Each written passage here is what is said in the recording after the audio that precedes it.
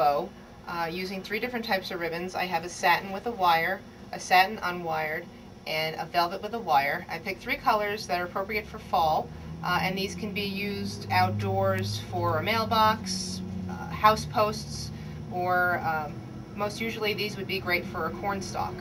We're going to start just like as if we were using a single ribbon bow, and most of these ribbons have a finished and an unfinished side. Since I'm right-handed, I'm going to hold the bow in my left hand, laying the finished side against my palm and folding the ribbon towards me,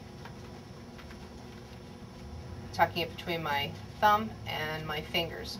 We're using 3 yards of each ribbon, so this will be a 9-yard bow. I can actually leave my loops pretty good size, and that'll be enough ribbon to make a large bow with really nice streamers. This is my start with my brown velvet. I'm going to fold the ribbon up towards me and hold it between my thumb and forefingers. And I'm going to do 2 loops on each side of this ribbon before moving on to my next. In order to keep the finished side out, I'm going to give the ribbon a half a turn, and once again make another loop, folding it towards me the same size as the original loop, giving the ribbon a turn and folding once again up towards my hand. And there's my 2 loops of brown. Now I'm going to take this ribbon, put it off to the side between my fingers, pick up my next ribbon. I'll start with my print, laying the print side down towards my palm. I'm going to fold this ribbon down, tucking it under my thumb, making a loop a little bit smaller than the original, twisting the ribbon, folding up, twisting the ribbon again, folding down,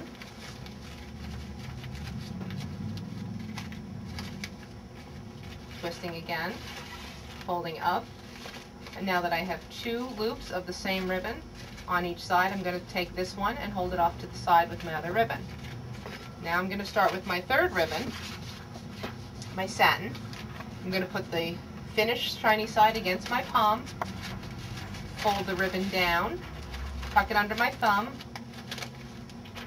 give the ribbon a twist, fold it up, tuck it under my thumb. Keep your hand relaxed so it doesn't cramp up on you. You just need to hold the ribbon between your fingers. Turn the ribbon again, folding it down, and giving it another half turn and folding it up. From here, what I'm going to do is I'm going to bring my brown ribbon out from under, bring it towards the top again, and I did 2, 2, and 2. Now I'm going to do 1 of each ribbon on each side. Starting like this, I give it a half a twist, a small loop, fold it down, half twist, fold it up, leave it off to the side, bring my print ribbon up, bring it right under your thumb, give it a half twist, make a small loop, a half twist, and a small loop, leave that off to the side over your brown, bring your satin around and up to your thumb, give it a half twist to keep the shiny side out, a small loop, a twist, and a small loop. Now what I'm going to do is see what I have left. So here it seems what I'm going to do, I'm going to leave my brown as a single streamer because my brown is the shortest because I use the most of it in the back for the width of my bow. My next shortest will be my print, and then the longest I actually have here will be the satin. So I'm going to take the print, I'm going to bring it around and tuck it up under my hands, almost as if completing a circle, and I'll have 2 streamers of the print. And the same with the satin, I'm going to take it, bring it around, and tuck it up underneath my fingers.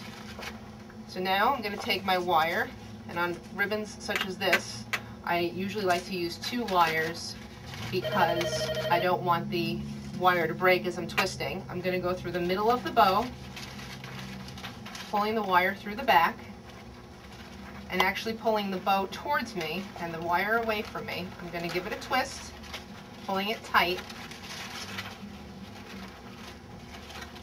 And from here, I'm going to be pulling my loops apart to round out my bow and give it a little bit of fullness. And there's a nice mixed bow. And what you do with the streamers is, taking each streamer individually, I'll start with the brown, you fold it in half, and you're going to cut from the folded side to the open outside, lower and up to a point to create a perfect V on the bottom. I'll do that with the print next. I'll take it, finding the middle, fold it in half, start from the folded side that's closed to the open side, start lower and cut up to a point. This side is finished, and then I'll do that with my satin.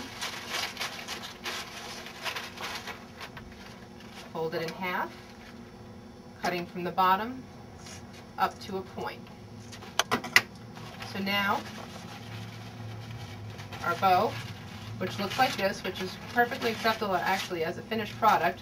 And what I'm going to do for the fall is just add a little bit of raffia to the center. So I'm going to take my raffia, and you don't need a lot of it, which is nice, it goes a long way. I'm going to take my raffia, lay my bow down, because it comes usually in about 30-inch pieces. I'm going to hold it in the middle, and I'm going to fold it one way, and I'm going to fold it the other way.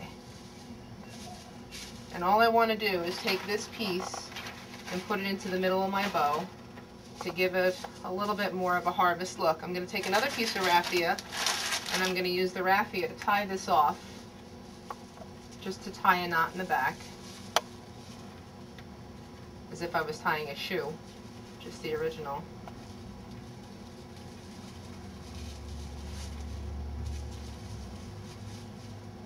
Just like that, so it actually looks like a shoelace. And then I'll take this piece of raffia that I use, you can use it just as a string,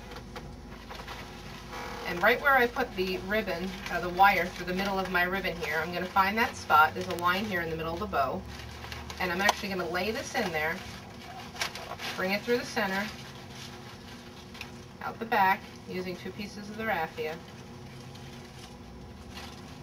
and just tie it as if you were tying a knot.